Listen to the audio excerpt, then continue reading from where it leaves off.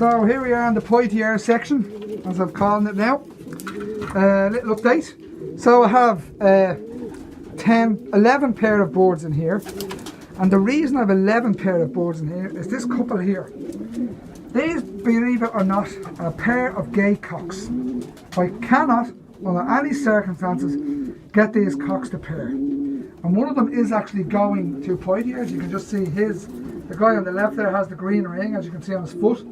He is going to Potiers, as mentioned in the last video. So I decided to keep him happy, I'm going to leave him with the cock. Now that box is actually locked because this cock next to him, they were fighting a lot when I let them in together and let them out. So I decided to lock the box just to let those two cocks settle there. He would stay away from the box, and I'll open the box up then and give them that nest bowl. And should they start getting broody, they will be getting a pair of eggs. So I'm all set now. These are really ready to go. So they're due to lay eggs this weekend. Hopefully all goes to plan, and we get a few eggs, and we'll have 2 to 3 day old babies for going to Potiers. That's the plan. They're all very happy in there.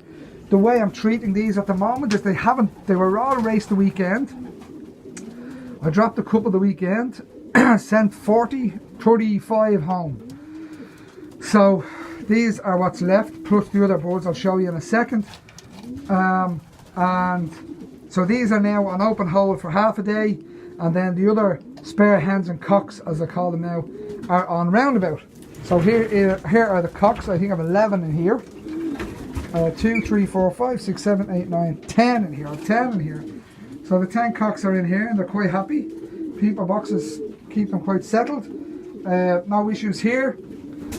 Quite happy with the way these guys are flying. These may race this weekend. Cocks, in fact the cocks most likely will all go this weekend. And then the hens, again they're on a roundabout system, are down here.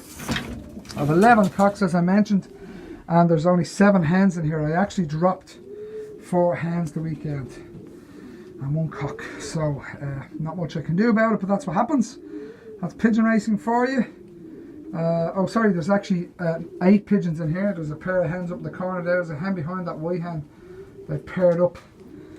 I'm quite happy with the way the hens are flying. I'm not worried. They're going to keep going. Probably the whole rest of the programme. Well, actually that's not true. They won't be going with the rest of their programme. They'll probably get 1 or 2 more races and then they'll all be stopped.